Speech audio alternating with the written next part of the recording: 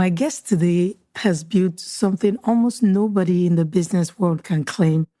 Brad Sugars is the founder of ActionCOACH, a business coaching franchise he launched back in 1993, and he grew to more than 1,000 offices across 80 countries. He has spent over 30 years helping business owners build companies that are profitable, structured, and are able to grow without depending on the founder. He hosts the 100 Million Entrepreneur podcast, and he has written more books on business than most people read in a year.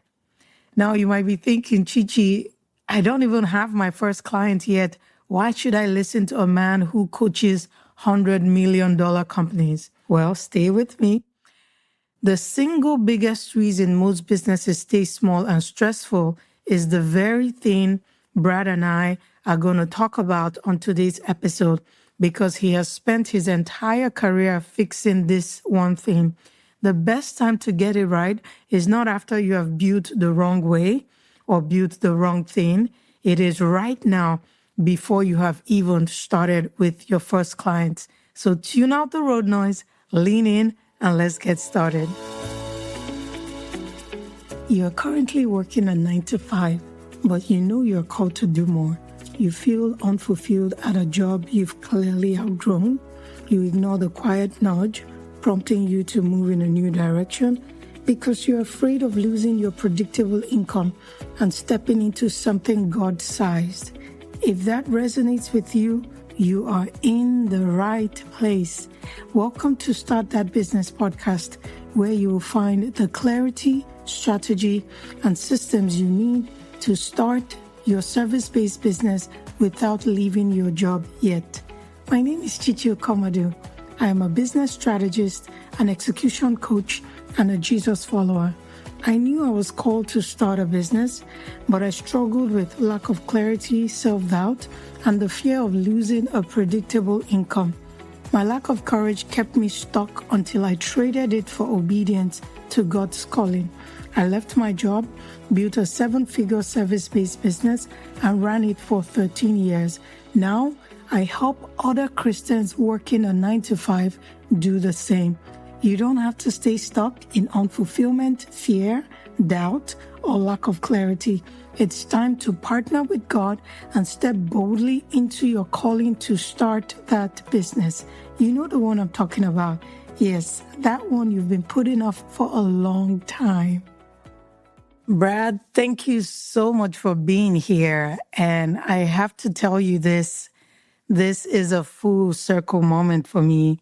So back in 2012, when I launched Hiroshi, my e-commerce global business, your book, Instant Systems, was the first book I read about building business systems.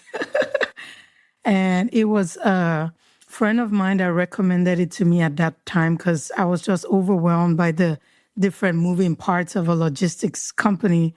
I read it cover to cover, and then I did the thing most people don't do. I actually implemented it. It became my guide. It was on my table. I marked it all up with pen. That book became the foundation for every system we built to scale Hiroshi into a multi-7-figure logistics company serving thousands of customers across 6 countries. So in a real way, Brad, you were my first business systems mentor. You just didn't know it. Here I am not knowing that and very excited. I think it's, ultimately that's signals success of a business is when things happen without the owner knowing. So, it's a good thing that when success is happening without the owner, that's a good start to it. So very happy to be here and very happy to know that that's part of your success strategy. Yes, I am so excited. At some point in the business, I actually took a 1-year sabbatical because of the systems that we had built in that system. I was able to step away for a whole year. You can imagine a global logistics company stepping away for a year. And the business was still running because of what I learned from your book. Your book became the voice on my desk So when I got an email from your team, I'm like, wait a minute, is it D. Brad Sugars? I went to Amazon and I Googled, I'm like, let me make sure this is the person. And I saw when I purchased the book, I'm like, oh my God, yes.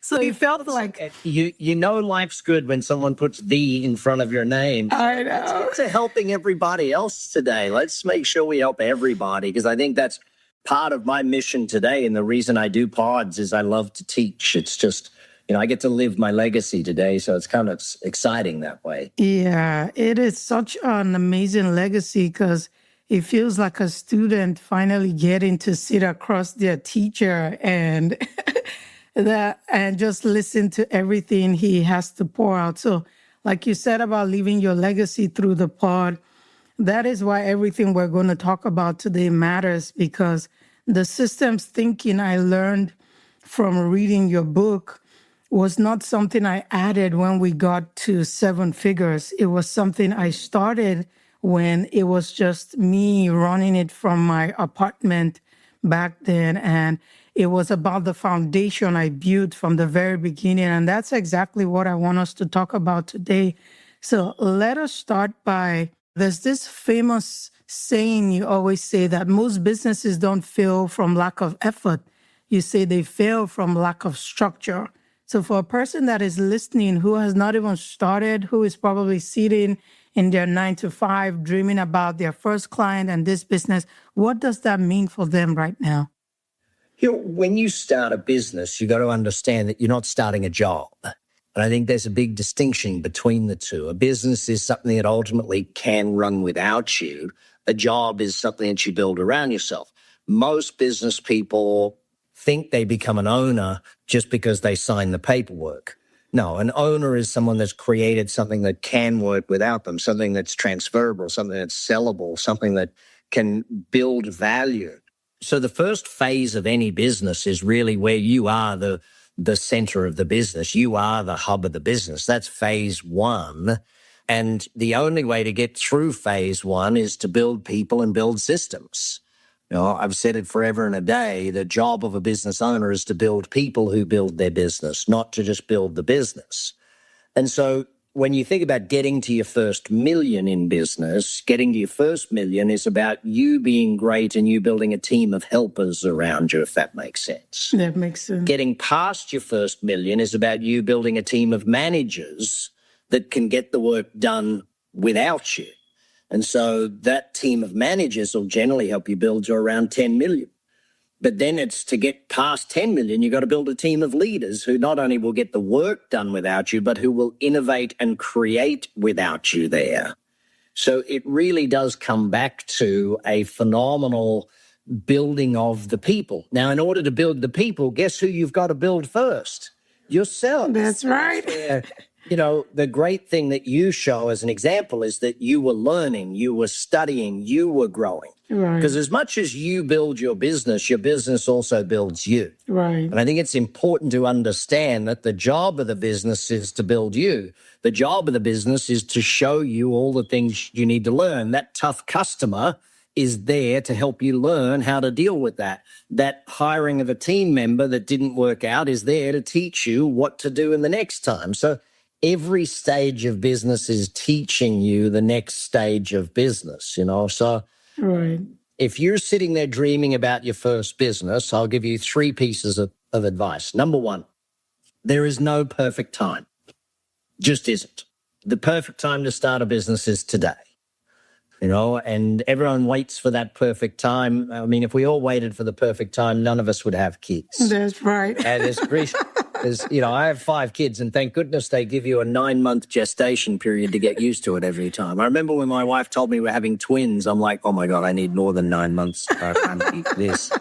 But you've got to understand there's no perfect time. Second, there's no perfect business. There is no perfect business. There is a business that you start that over a period of 6 months, 12 months, you will adapt, change, do things different. If you think that your job is to sell what you want to sell 12 months later, you're going to realize that you're selling different things in a different way, in a different price point. If you try and stay with what you initially started and you don't change, adapt, move, change with what the market wants, then you're going to struggle in business. You've got to keep changing. That's the greatest thing about business, is that change is what makes a successful business long term. I know we've been in business now 33 years. Wow. We've been through 7 different real iterations of the company, and we're moving into another iteration of the company now. Wow. So, with ActionCOACH, I don't look at it as the same company I started with. It's got to change. It's got to grow. And if it doesn't, I fall behind. The market changes, the market shifts. It's like the old idea of a tree is either growing or dying. Right. The third piece of advice, if you're looking to start your own business, is one of 2 emotions is going to win. Every time you make major shift in your life, there's 2 emotions, fear and excitement. The question is, do you keep letting fear win? Wow. Because if you keep letting fear win, you won't do it. You won't start. You'll think, oh, it's not quite right. I know for me, I'm about an 80%er. I think when I'm 80% of the way to a yes decision, I just go. Because the last 20%, all I'm going to do is find reasons not to do it, find reasons to talk myself out of it. And there could be 100 reasons to do it, and I'll find one not to. And, oh, no, I better not go ahead because of this one thing. Yeah, but you've got 100 reasons to do it. Yeah, but there's one reason not to. Yeah.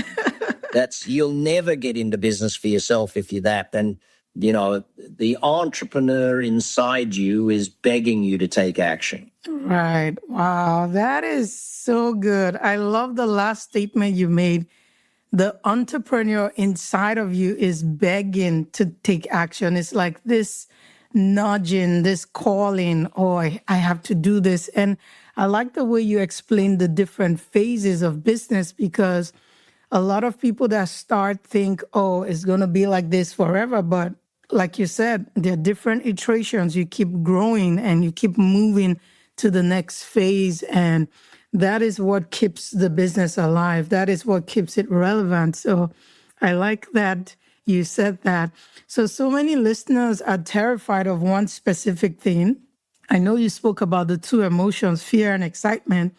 They don't want to quit their job. They dread only being able to build a business that becomes another job they will dread. So from everything you've seen over 33 years, what causes that trap, and how does someone avoid building it from day one? Well, the trap is in your head. The trap is what you create. The trap is, and I'll put it even more bluntly, we live in an age of an epidemic of wimpy goals. There is an epidemic of setting tiny goals. Like if you want to build a business just to replace your income, yeah, you're right. You probably will build a trap for yourself. If you want to build a business, though, that you can sell one day or that you can have running without you, because this is what every business owner needs to confront, the fact that the day you start a business, you have to know that you will have an exit at some point. Right. At some point, the business will exit. Now, what does that mean? What it means is that you get one of 2 exits, a negative exit or a positive exit. Now, there's 2 ways to exit negatively. You kill it or it kills you, okay? And we see that far too often, that, and actually, the worst business is not one you shut down. The worst business is one that just survives and you keep running it forever. Wow. Now it grinds on your soul. Wow. That's the worst business. So if you fail, and I always say to people, your first 1 or 2 businesses, you're probably going to mess them up. Right, right. So build them faster. The old hire slow, fire fast should be for your business. Hell, if you start a side hustle and it doesn't work, kill it. Go and do the next one. Right. The lessons with you. There's a lot of knowledge you gained. Take that with you and apply that to the next one. So the positive exits are a passive exit or a financial exit. Wow. Meaning passive, it can run without you, or financial, meaning you actually make a sale of the business. Either of those is perfectly great, but that's the aim of what we're aiming to do. And so we want to build something that can run without us. Now, you're not going to build a company that can run without you that's doing a few $100,000 a year. That doesn't work, because reality is you can't pay enough wages for a company to run without you at a few $100,000 a year. As you found out in your business, Right. you had to build it millions a year for it to be able to allow you to take a year off and go and have a vacation. You're right.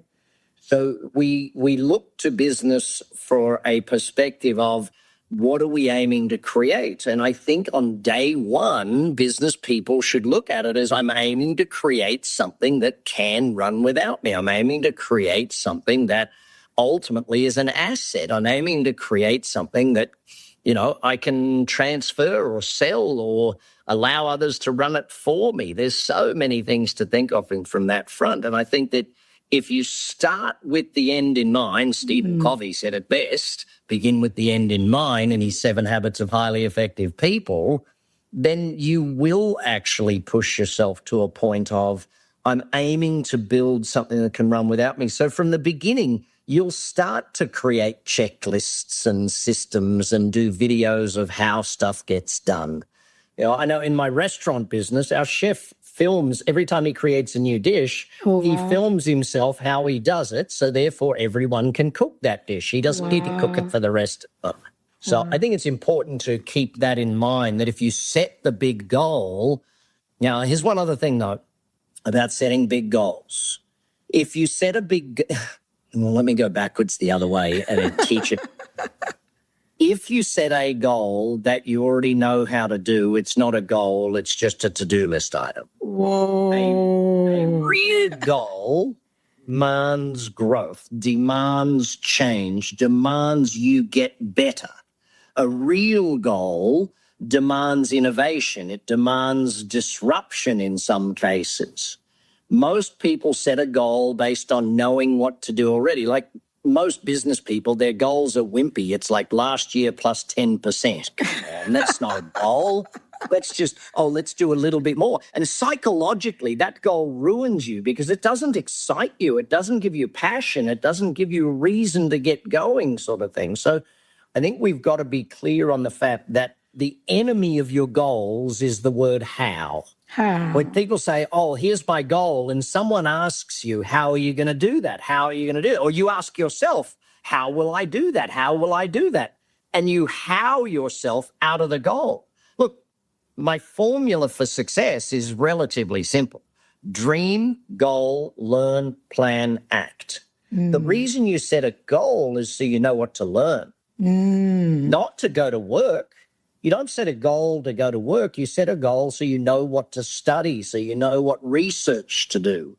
AI has made research so powerful. You can do research in 8 minutes or less today. Yes. So give ChatGPT the right prompt and hey presto, in 10 minutes it comes back to you with all the research. Right. So you've got to set goals that make you grow, make you change, make you learn, and then you write the plan. But you don't set a goal and just go to work. It's like if someone comes to me with a business idea and I say to them, great, show me the research. And they go, well, I haven't done any research. Well, then go and do your research. For goodness sake, don't you? Scientists are great at that. They put a hypothesis, a vision, and then they go do the research. Business people should be better at doing the learning and the planning and then going to work if they want to succeed at this. Wow, thank you so much. You've said so many amazing things, but one of the things I'm taking away from what you just said is start with the end in mind. So in other words, what you're trying to build, if you know you don't want to build a job, that's a business that will keep you trapped. You need to think of what you're going to build or what that end is going to look like. And man, you just tore everything about goals. I'm like, oh. But you've got to grow into it. If you set that big goal, now your job is to grow into the person that can make that a reality, to grow into a business owner. You're not an owner on day one. You're a technician. You grow from a technician into an operator. You grow from an operator into a manager. You grow from a manager into a leader, and you grow from a leader into an owner. Wow. But you've got to do the growth. I think there's too many people that expect to create without growing. You've got to grow into your goals. Your goals tell you who you need to become. The formula's be times do equals have. Who you are times what you do equals what you have. Yeah. So if you decide I want to have this, then you work backwards. Well, that means I need to do this. Well, to do that, I've got to become beliefs, behaviors, all the B words. Wow. I need to be. Wow. I love the be, do, and have framework because it just makes sense. Because if you've not become the version of the person that can do what you want to do, you cannot have what you want to have. So that be, do, and have always has to be in front of you as you plan your goals and as you move along. So I wanted to ask you, you coach people to build companies that do not depend on the founder. That's the whole essence of being an owner. Like you said, you start from a technician, then you go to an operator, then you become a manager, a leader, then you get to the owner status. But my audience is starting completely solo, just them and maybe their first client, maybe a couple AI employees. How does a one-person service-based business start thinking about structure before any team comes along or before they can delegate to any team? What can you break down what that first piece of structure can look like when it's just them?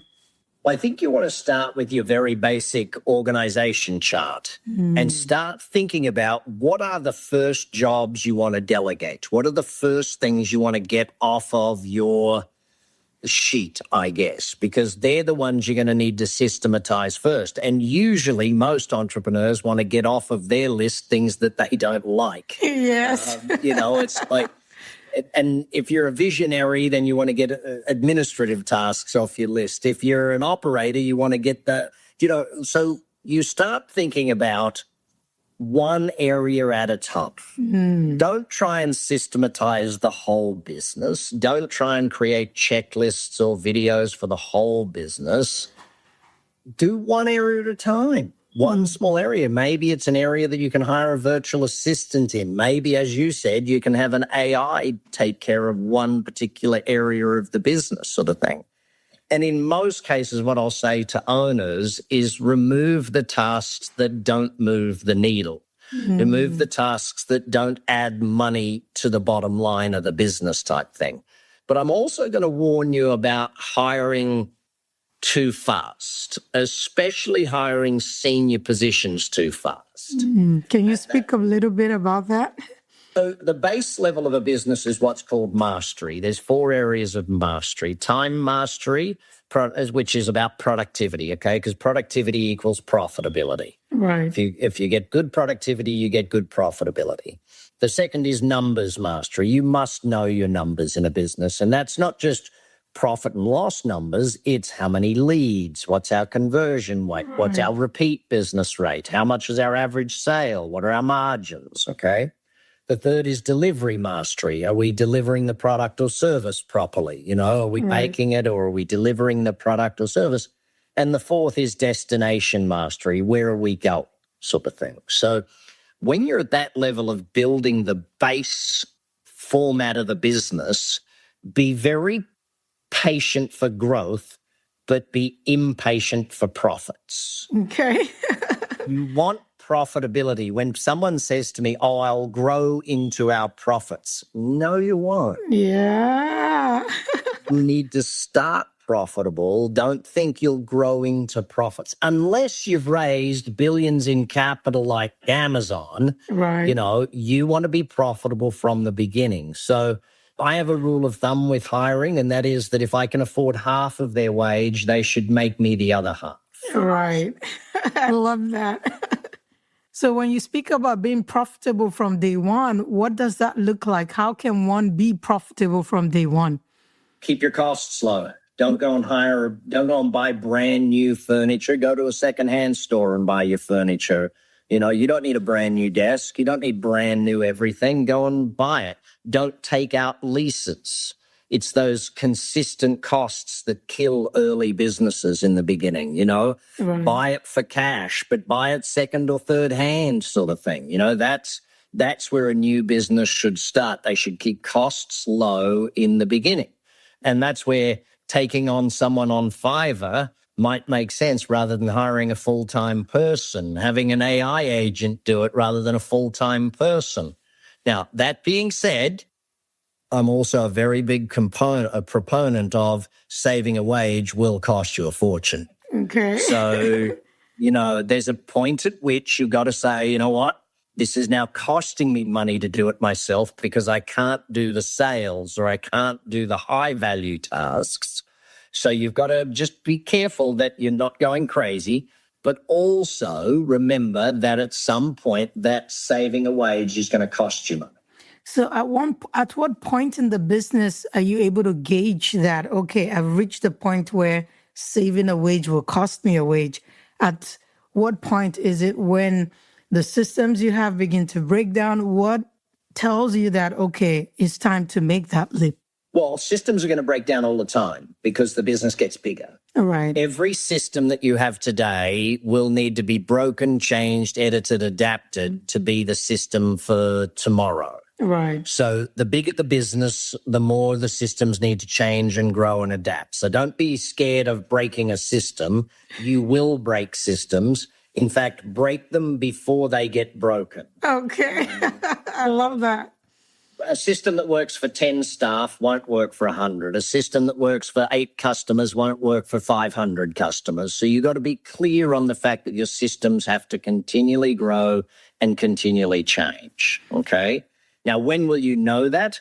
3 ways that you can get to know that. Number 1, you have a coach that has already been there before that gives you the idea. So, I'm a very big proponent, as you can imagine, of having a business coach. And they better have a great system. If you're going to have a great coach, they need to have a great system. The second thing is the day you start asking questions is generally when you know the answer. I always joke and say, if I stand in the mirror thinking, do I look fat in this? The fact that I've asked the question probably gives me the answer that I need to know. You know what I mean? Right. So if in business you start asking the question of, am I ready to do this? The fact that you're asking the question is usually the point at which you say, okay, I'm at the answer time now. Right. Wow. This is so good. This conversation is so good. I'm learning a lot just listening to you and all the wisdom. That's why you started your podcast, isn't it? To get free advice from very successful people. I know. So a lot of new founders believe systems and structure are something you add later because of the sheer work of creating the checklist or the templates or the SOP. So they are like, okay, once I get bigger and I can afford it, but you teach the opposite.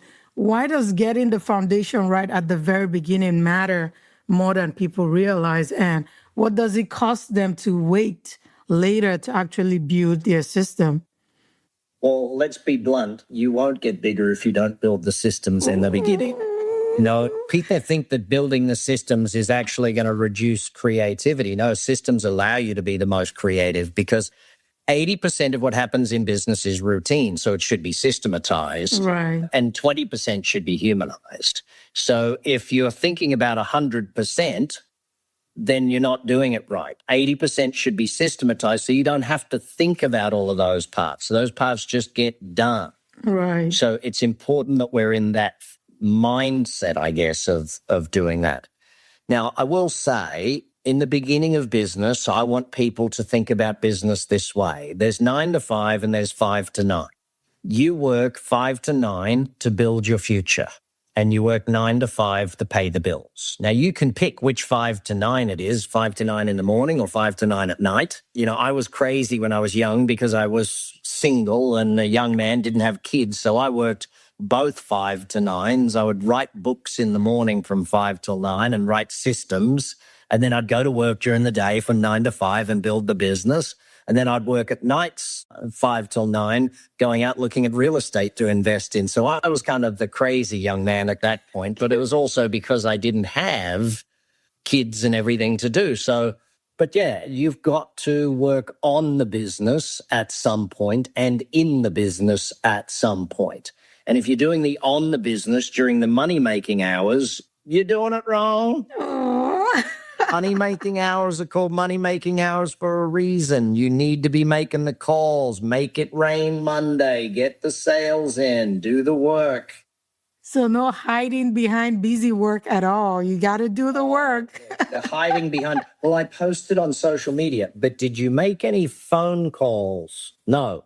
Then you're not doing marketing. Don't tell me that. If you're like, it annoys me that business people now hide behind emails and social media and all of this stuff rather than just getting on the phone, going and meeting people, getting out and networking. And actually at networking, don't just eat the breakfast. Go and actually ask for appointments with people to tell them a bit about what you do and learn about their business.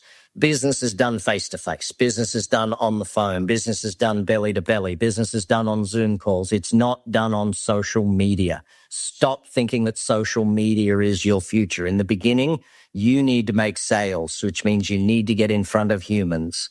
And that's the way business is built. If you try and hide, business will find you out. Again, business will grow you as much as you grow it. You just had that from my coach. You cannot hide. So we're done hiding, Brad. We're done hiding. We're going out there.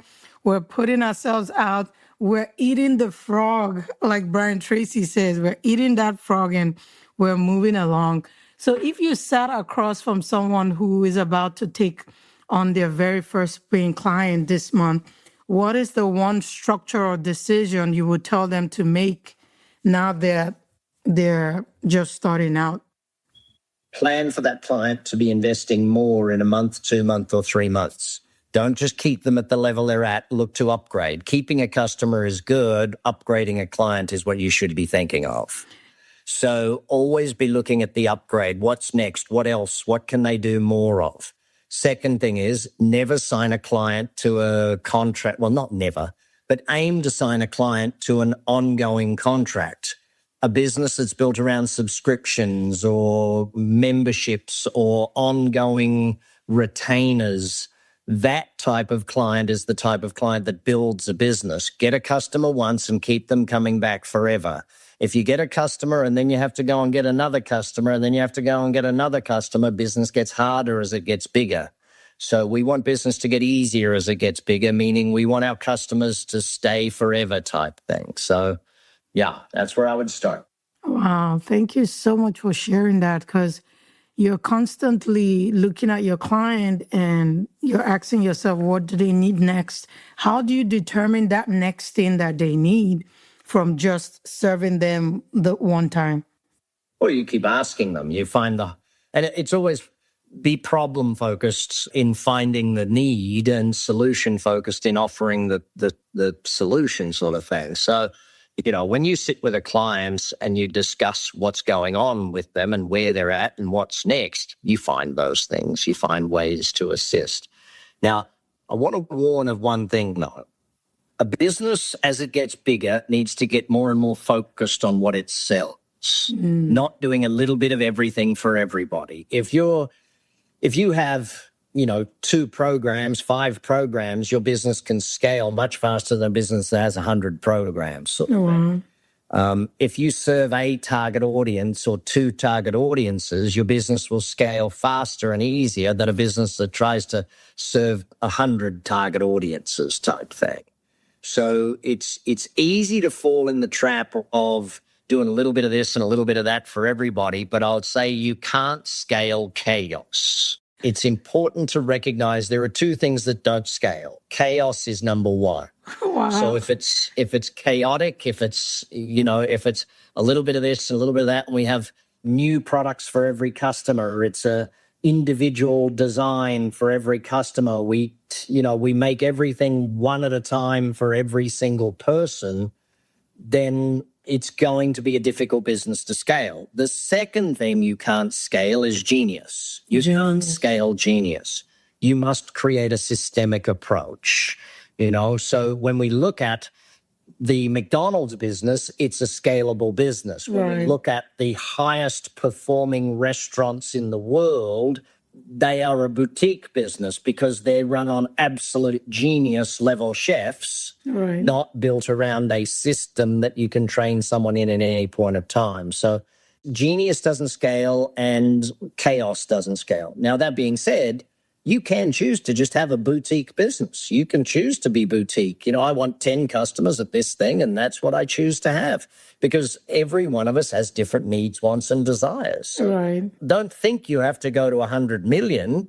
Don't think you have to build anything that big. If you sit down and say to me, Brad, you know what I want? I really want to build a business that does 2 million a year. It makes $500,000 a year in profit for me, and I'm very happy with that. Then fantastic. Set that as your goal and go do that. Don't try and do something just because I said you can build 200 million. Doesn't mean you have to. Right. I like that you put that caveat in there, because everyone has what they're trying to build, and they have how they want to build it and where they want to go to. So I like that you said that, because it gives people the leeway so they don't feel like they're pigeonholed in a particular direction. But I also like what you said about focus, because you can't scale chaos. If your business is chaotic at 100K, when you go to 1 million, if you don't focus, it will still be chaotic. So you keep scaling the chaos all the way as you go. So I like that focus component that you talked about. It's not just the business. It's not just the business that's getting bigger. It's that the owner's job is getting bigger. It's that the owner's head is getting fuller. Right. And eventually what got you to 1 million becomes the bottleneck to you getting to anywhere past that. So if you've become the bottleneck to your business, it's still all in your head. And when it's still all in your head, that's an indication that you have not pulled it out of your head to build the systems to give you that freedom to enjoy what you have built. Because most people that start or want to start, they're like, oh, I want something to give me freedom. And the thing that gives you freedom is the systems you create, so that you can systematize the things that you can, and it gives you this freedom to live and enjoy what you build. Thank you so much for this conversation. This is so good. So if a listener takes just one thing from this conversation and they go and act on it this week, what is that single move you would tell them to make to start building the right structure? Go follow me on Instagram, DM me the word playbook, and I'll send you a free book on how to get this stuff done for yourself. That's the one thing they should do first and foremost. You heard that, guys. Go follow Brad. I am so, so excited, because I'm a testament of what you teach. So I'm not even speaking theory. This is what I've lived. I wish I brought my copy of Instant Systems. I would have shown it here to really be excited. So Brad, this has been so valuable. I am so grateful that you're here. Apart from Instagram, where else can my listeners keep learning from you or connect with you? Or for those who want to go... YouTube, anywhere, basically. You'll find me on all of the platforms. But if you want to hit ActionCOACH.com, if you're looking for a coach, we do the first 2 weeks coaching for free for every business owner, because we want everyone to get the help they need. Right. And it helps us see if you're coachable and helps you see if coaching will work for you. I love that. I love that. I will drop all the information for Brad in the show notes, and you can grab it from there, connect with him, learn from him. I am still learning from him as I build this new business that I started. So Brad, thank you so, so much for being here. I knew your experience was deep, but I appreciate the way you took 33 years of your scaling wisdom and made it land for someone that is just starting their business. That is the genius we're talking about right there. Well, congrats on everything you're doing. And if you're following this podcast, make sure you subscribe, because this knowledge will get you there. Every week you need more knowledge. That's what makes a great business owner. The more you learn, the more you earn. Thank you so much. You heard that from my coach. So go subscribe and let's make this happen. Thank you so much for being here, Brad. I'm so glad you were able to come on today. Before you go, if this conversation stirred something in you and you're ready to start your first service-based business the right way with a structure to actually serve your clients well, that is exactly what I teach in my free workshop. You can grab your seat at fromjobtobusiness.com, and I can't wait to see you in that workshop. Thank you so much for listening to today's episode. I pray it made you feel seen, taught you something new, and encouraged you to take action. If it did, please hit the follow button so you are notified when a new episode drops. It will be a huge blessing if you left a review for this podcast on whatever platform you are listening from right now. It's the number one way I know this podcast is serving you, and it helps more Christians just like you find this show and take that first step toward their business. Until next time, remember your expertise is needed, your calling is real, and I'm here to help you make it a reality.